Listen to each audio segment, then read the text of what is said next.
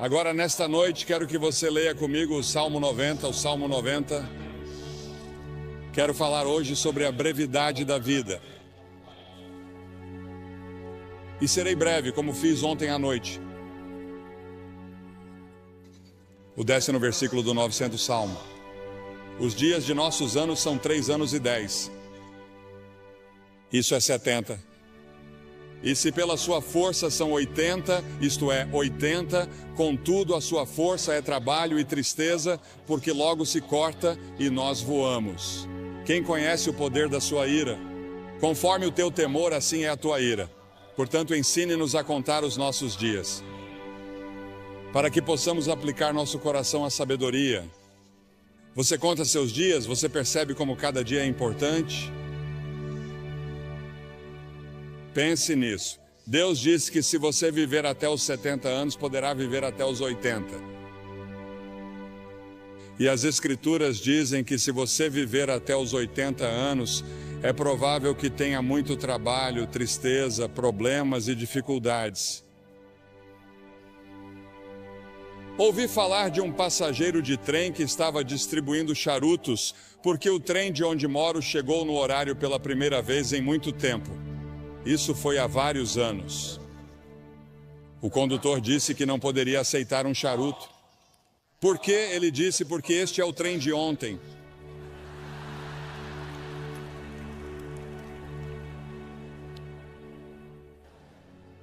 Há o colapso do tempo ao nosso redor. Você sabia que nos dias de Jesus, o mais rápido que uma pessoa podia ir era o mais rápido que um cavalo podia correr? E isso aconteceu até 1830, quando desenvolvemos um motor mais rápido que um cavalo. Pense nisso. Naquelas centenas e milhares de anos, o mais rápido que você podia ir era a cavalo. Depois, em 1910, desenvolvemos uma aeronave militar que percorria 42 milhas por hora. Lembro-me muito bem, como se fosse ontem, quando Lindbergh decolou para Paris e em 33 horas estava em Paris, e achamos que isso era realmente incrível. Hoje em dia entramos em um Concorde, ou algumas pessoas o fazem e chegam lá em 3 horas e meia. E em 1960 começamos a viajar pelo ar a 18 mil milhas por hora quando chegamos à estratosfera. Agora meu pai dirigia um cavalo e uma charrete, e estamos tentando administrar hoje uma era espacial em uma condição moral e espiritual de cavalo e charrete. O tempo está desabando sobre nós. Quanto tempo ainda temos? O salmista pediu que o Senhor se lembrasse de como o meu tempo é curto. Eis que você fez os meus dias como um palmo e a minha idade como nada para você. 1000 anos aos teus olhos são como o dia de ontem, quando já passou, e como um relógio. Um relógio dura 4 horas à noite. Um dia é o que o Senhor é 1000 anos e 1000 anos é um dia. Aquele que está assentado sobre o círculo da terra e os seus habitantes olham para Deus como gafanhotos. A grama murcha e a flor murcha, diz a Escritura. Os meus dias são como a sombra que declina, e eu me vou secando como a erva, mas tu, ó Senhor, permanecerás para sempre na tua memória, de geração em geração. Pense nisso, Deus permanecerá para sempre, mas nesta terra somos como uma sombra. Estamos todos em declínio e morrendo. Desde o momento em que nasceu, você começou a morrer, porque todos nós estamos caminhando para a morte. Cada um de nós está sujeito à sentença de morte. Não haverá ninguém vivo nesta plateia, eu diria que daqui a 90 anos. Ninguém, todos partiremos. E o que você vai fazer com esses anos? Cada ser humano tem exatamente o mesmo número de horas e minutos todos os dias. Você sabe quantos minutos há em um dia? Você sabe quantas horas há em uma semana? Agora, se você viver até os 70 anos, seus primeiros 15 serão na infância ou na adolescência. Você passa 20 anos na cama. Os últimos 5 anos são de limitações físicas e você está reduzindo suas atividades. Isso significa que você só tem 30 anos para todo o resto, 30 anos para viver. E parte desse tempo tem que ser gasto com alimentação, trabalho e cálculo do imposto de renda. As Escrituras fazem esta pergunta: o que é a vida de vocês? É até mesmo um vapor que aparece por um pouco de tempo e depois desaparece. O mais velho de nós não viverá muito tempo. Nosso tempo já está nas mãos de Deus. Deus já tem um dia marcado para você ser levado deste mundo. Você pode estar envolvido em um acidente. Pode ser um câncer, pode ser um ataque cardíaco. Seja o que for, já está definido. E as Escrituras dizem que ao homem está ordenado morrer uma vez, e depois disso, o julgamento. Você estará diante do grande julgamento de Deus para prestar contas de como passou esta vida e o que fez em relação a Jesus Cristo, porque Deus deu seu Filho para morrer por seus pecados. Porque, como você vê, somos todos pecadores. Todos nós temos a mesma doença. Não me importa a cor da pele de vocês. Deus não olha para a cor da sua pele. Deus olha para o seu coração e vê que você tem uma doença espiritual no coração, e essa doença espiritual no coração se chama pecado. E todos nós somos pecadores. Isso significa que violamos as leis de Deus, desobedecemos a Deus, nós nos rebelamos contra Deus, e por termos nos rebelado contra Ele, teremos de enfrentar um julgamento. E Ele vai dizer: afastai-vos de mim. Nunca te conheci. É interessante para mim que as pessoas ricas não possam comprar mais horas. Os cientistas não podem inventar novos minutos. Você não pode nem mesmo economizar tempo para gastá-lo em outro dia. Você tem pouco tempo hoje. Diz que quer guardar para amanhã. Não pode fazer isso. Há urgência no tempo. A Bíblia diz: redimam o tempo porque os dias são maus. Os dias são muito ruins. Olhamos para nossos jornais e não conseguimos acreditar em todos os assassinatos, estupros e problemas raciais, todas essas coisas no mundo todo. Sim, os dias são maus e temos uma grande tarefa pela frente se quisermos que esta terra seja poupada por muito mais tempo. As Escrituras dizem que devemos redimir o tempo. É uma frase do mundo dos negócios. Significa comprar o tempo. Ouvi falar de pessoas que dão o dízimo de seu tempo. Devemos dar o dízimo de nosso dinheiro. 10% do nosso dinheiro pertence a Deus, se você for cristão. Mas podemos dizimar seu tempo. Reserve 10% do seu tempo e diga: Senhor, isso é seu para o estudo da Bíblia, para a oração. Você diz que passamos muito tempo nas rodovias, indo e voltando, e nas interestaduais, presos no trânsito. Você sabe, inventamos todas essas coisas modernas para economizar tempo, mas temos menos tempo do que nunca. Temos bem menos tempo hoje que meus pais na era dos cavalos e charretes. No entanto, temos automóveis e aviões velozes, e estamos correndo de um lugar para outro como loucos. E a maioria de nós não sabe o que fazer ao chegar lá.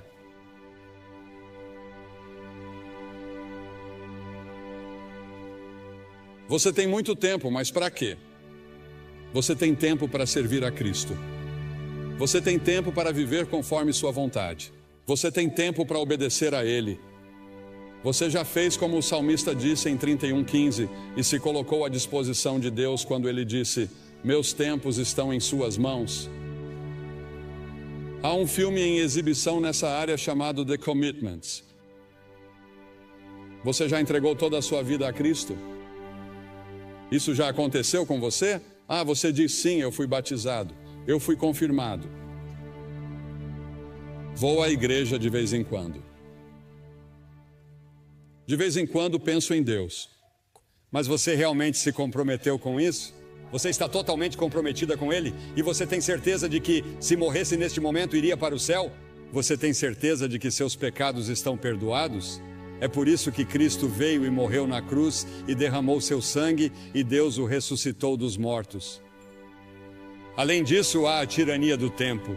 Ele nos controla e ficamos frustrados. Correr de uma coisa para outra porque achamos que não temos tempo suficiente para fazer tudo o que precisa ser feito.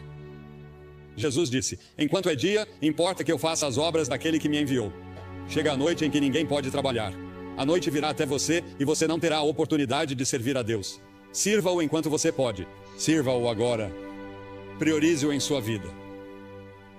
No entanto, no final de sua vida, ele disse: eu terminei o trabalho que você me deu para fazer. Deus tem um plano para a sua vida e você pode concluí-lo com a ajuda de Deus, e Ele lhe dará uma alegria e uma paz que você nunca sonhou que existissem se você colocar sua confiança nele. Ah, sim, quando Jesus deixou a terra, havia pessoas que precisavam ser curadas e vidas que precisavam ser tocadas, mas Jesus disse que havia terminado a obra que lhe havia sido designada. Pelo Pai, Deus designou um trabalho que somente você pode realizar. Você é único. Ninguém pode tomar o lugar de vocês. E Deus precisa de você em seu reino. O tempo pode ser nosso aliado ou nosso algoz. Mesmo assim, o tempo é incrivelmente justo e perdoador. Não importa quanto tempo você tenha desperdiçado no passado, você ainda pode ter o amanhã. Adlai Stevenson disse certa vez que o que conta não são os dias de sua vida, mas a vida em seus dias. Precisa comprá-lo. Qual é o preço que você tem que pagar? O preço é que você não tem tempo para certas coisas. Não devemos ficar à deriva, fazendo todos os prazeres, bebendo e fazendo todas as outras coisas erradas. Deus quer que amemos os outros. A principal coisa que Ele quer que façamos é amar o próximo e amar as pessoas de outras raças. A única coisa que distingue um crente dos outros é o amor que domina a sua vida. Sua vida deve ser cuidadosamente planejada. Depois há o término do tempo. Irmãos, o apóstolo Paulo disse em 1 Coríntios que o tempo é curto. No Apocalipse ele nos diz que o tempo não existirá mais.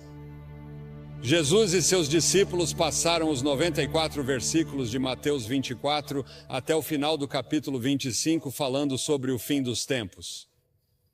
Ao nos aproximarmos do fim dos tempos, lemos em Apocalipse 12 que o diabo estará freneticamente ativo, porque sabe que seus dias estão contados. Sim, existe um demônio. Existe um Satanás. Ele é uma pessoa real e eles são demônios reais e vão lutar por sua alma esta noite, porque Satanás não quer desistir de você. Ele lutará para manter você no reino dele, pois existem dois reinos.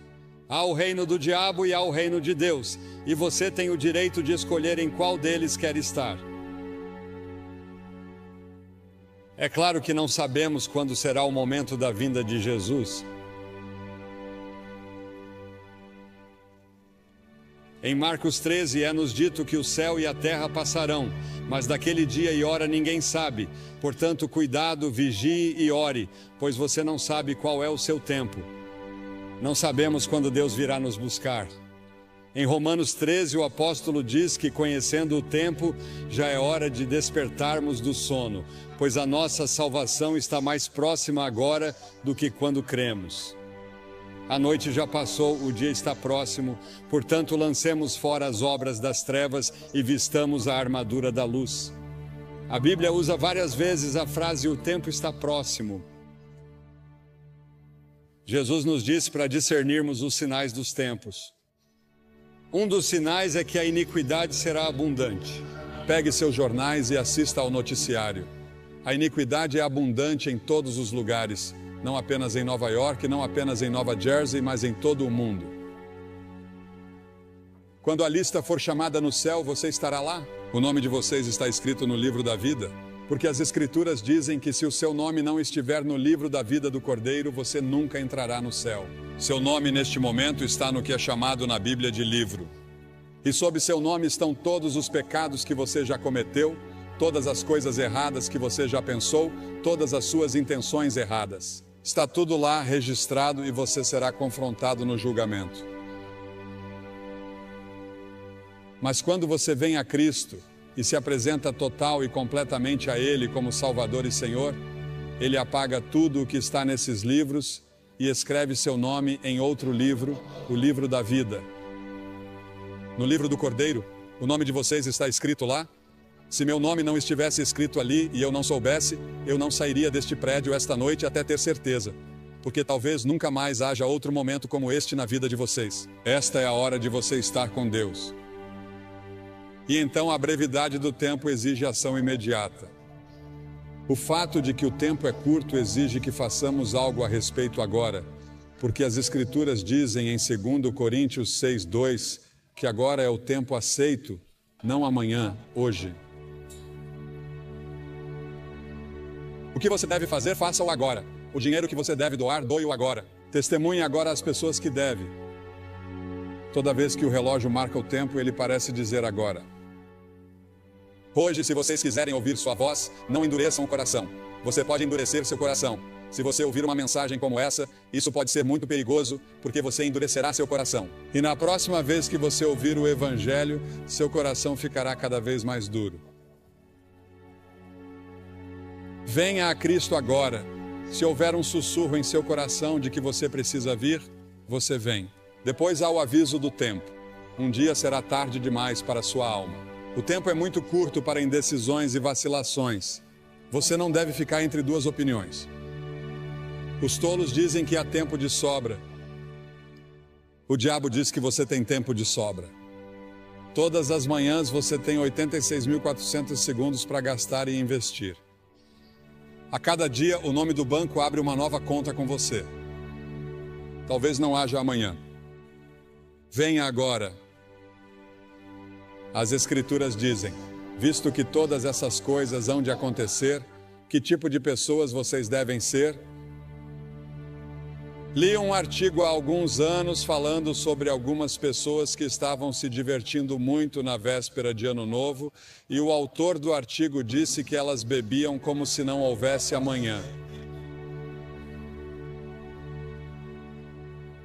Provavelmente todos vocês já ouviram a música, em outro momento e em outro lugar, e é isso que o diabo sussurrará em seu ouvido esta noite. Quando eu lhe disser que você precisa vir e assumir seu compromisso com Cristo, com essas centenas e milhares que já vieram nesta cruzada, o diabo dirá, espere, outra hora, outro lugar. Este não é o momento. Este é o momento. O simples fato de você estar aqui indica que é a hora. Por alguma estranha coincidência ou providência, Deus trouxe você aqui esta noite. E antes de vir você achava que estava bem com Deus, mas agora não tem certeza. E você quer ter certeza, você quer ter certeza. Sim, o demônio sempre diz, sim, faça isso. Mas em alguns momentos e em alguns lugares, Deus diz aqui e agora. Em Lucas 19, você vê Jesus chorando pelo povo de Jerusalém. Há um poema que ouvi pela primeira vez anos atrás que diz: há um tempo que não sabemos quando, um lugar que não sabemos onde, que sela o destino do homem para a glória ou para o desespero.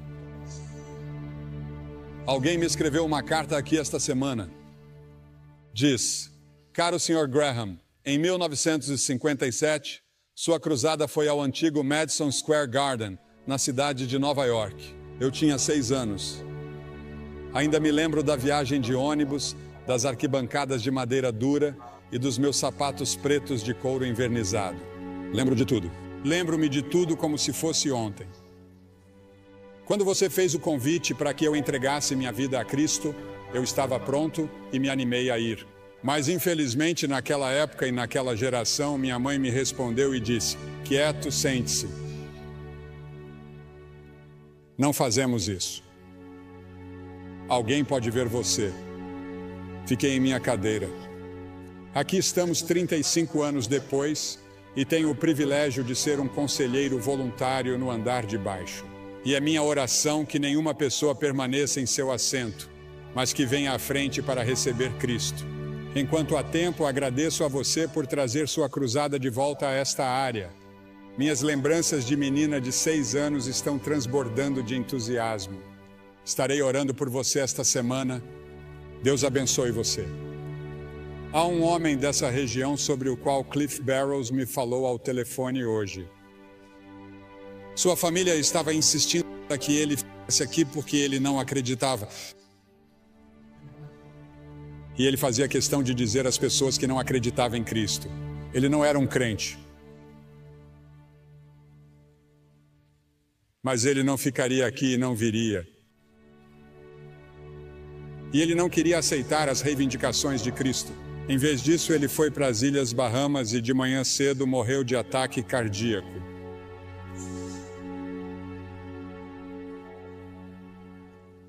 Para ele agora é tarde demais. Sua decisão está tomada. E quanto à sua decisão? Você vai dizer sim ou não às afirmações de Cristo? Cristo morreu por você, ressuscitou, e então o que você tem de fazer? Você precisa primeiro se arrepender de seus pecados. Isso significa que você diz: Senhor, sou um pecador. Sinto muito por meu pecado. Estou disposto a mudar meu estilo de vida. Quero segui-lo e servi-lo. E entrego minha vida a você esta noite, ou rededico minha vida a você esta noite. Preciso de você, Senhor, e quero assumir meu compromisso nesta noite. Nessa cruzada, nunca mais estaremos neste auditório. E você está aqui esta noite. Vou pedir que você se levante do seu assento na varanda. Isso levará 1 minuto a mais, portanto, comece agora. Venham e fiquem todos na frente, na minha frente, na frente do pódio. E depois que todos vocês vierem, vou lhes dizer uma palavra, fazer uma oração com vocês e dar-lhes alguma literatura para ajudá-los em sua vida cristã. Você diz: por que você pede às pessoas que venham publicamente? Porque cada pessoa que Jesus chamou, ele chamou publicamente. Havia algo em tornar isso público. Ele morreu por você publicamente, pendurado nu em uma cruz. Certamente pode vir e apresentar-se aqui publicamente. Assumir seu compromisso com ele e dizer: Senhor, você tem tudo de mim hoje. Quero ter certeza de que estou pronto para conhecer você. Apenas levante e venha de qualquer parte do estádio.